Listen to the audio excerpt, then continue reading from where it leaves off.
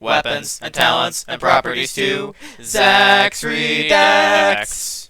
Hello everyone, hope you're having a fine day so far, and welcome to a brand new segment called Zach's Redacts. For you see, in the Vermintide 2 Career Showcase series, there are things that are done to the careers by the developers, weapons, talent changes, etc., that shift the meta for better or for worse. And since those updates weren't out yet, I decided that at some point I'd have to touch up on what I missed out on. There also may have been one or two things I forgot to mention here and there, but more than that, I've been trying to find an appropriate time to dive into the most controversial video in my entire channel. Yes, the Griffin Foot video. Also the most viewed video on my channel, sadly. And so, without further ado, let us begin. The Mercenary video, despite being my first, was also my favorite. After all is said and done, Marcus Kruber will end up being my favorite as well as most played character in the entire game. And as far as what I've said about him, I mostly agree with everything I said, so all I have to talk about with Mercenary is the new melee weapon he got, the Spear and Shield. The Spear and Shield has excellent swing patterns as well as angles. You can push and follow up with a charged attack to do some nice vertical damage to elites, or just chain regular attacks for crowd control. One of the issues I have with this weapon is its particularly poor interactability. To say you overcommit to your swings would be an understatement. The delay between a completed melee attack and being able to block is brutal, and for that reason I personally won't be using it. Other than that, aside from the halberd, I wouldn't say I have anything to adjust about that video. Up next, the Ironbreaker video. And unlike Mercenary, I have a lot to talk about. First order of business, health recovery. Only use Rockbreaker. Anytime your career comes with a stagger health recovery option, use it. Every other option is now irrelevant. Up next, talent set number 2. I ended up going with Rune Edge Shield, despite the fact that Blood of Grimnir is arguably better, but even then, I go with Under Pressure today. It's nowhere near as noticeable with a flamethrower, but if you're using the pistols, it makes it way more spammable. Sure, you deal 20% less damage, but your ranged attacks are now 50% faster, so overall you have more damage potential. Plus, it also makes the switch speed a bit more seamless and gives it a better flow. I also use Bulwark for set number 3 in case that's important. Up next, at talent set number 4, I normally go for Tunnel Fighter. You want Gromril's Curse. The reason being, 1, it does a great job preventing yourself from getting chained by multiple enemies, and 2, if you get pinned by a special, so long as you have Gromril armor to give, it knocks them off of you. So yeah, it's pretty useful, I'd say. And lastly, talent set number 6, I normally go Oath. You want Wazek. It can take monsters off your allies, it can stall patrols, it does more for you and your team than 20% power ever could. And as for the melee weapon of choice, while I can appreciate the dual hammers, I actually mostly use the shield and hammer nowadays. But still, dual hammers work fine too. Furthermore, when it comes to Outcast Engineer, the trinket's 10% ult reduction, believe it or not, actually does do something. It consumes 10% less ult per shot.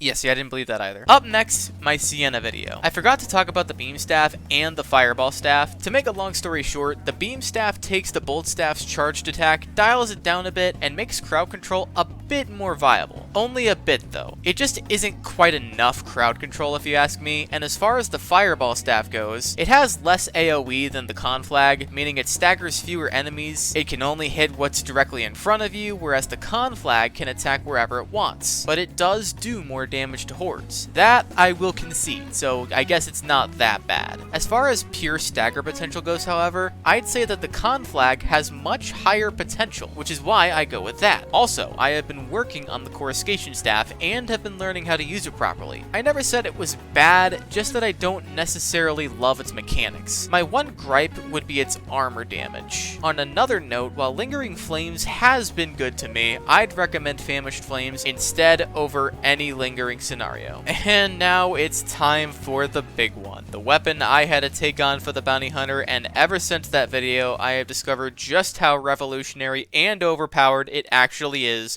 the Griffin Foot. The Griffin Foot is essentially a shotgun that has excellent crowd control and under the right circumstances can one-shot a Storm Vermin or a Mauler, but struggles with great armor, aka Chaos Warriors. The shots themselves have excellent staggers along with damage, especially if it has crits, which as bounty hunter it is obscenely easy to acquire. But let's take this another way. You remember in my bounty hunter video how I graded the ranged weapons based on several categories? Well, if you add the Griffin Foot into the equation, you end up getting this. Something to note here is that I removed the control category since I didn't think it was that important. So with the lowest scores being the best, the worst gun for the bounty hunter would be the repeater, followed by the pistols, then the crossbow and volley, which are extremely close, and then you have the Griffin Foot, which scores first place in all but 2 categories, that being reload and range. Penetration, damage, combo value, and ammo management. The Griffin Foot scored first place in every one of these categories, which is what makes it the best gun for bounty hunter in the game. May not end up being that way on Saltspire's other careers, but for bounty hunter, it's not even a question, especially since the bounty hunter doesn't excel at melee crowd control, adding a very broken counter to what his career is supposed to be weak at. Also, I learned about using prized bounty, hunter, and blessed combat together to deal more damage without sacrificing your ammo management, so if you're confident in your play, I'd recommend trying that strat out. And that's the video. If you stuck around this long, thanks for watching. I don't know if I'll make another one of these videos, but since I'm gonna have to invest my time more and more into the range careers in the game, I'm sure I'll have a lot to say after my showcase videos come out. But until then, thank you all for watching. Stay tuned for episode 11 now, and I'll see you guys around. Properties to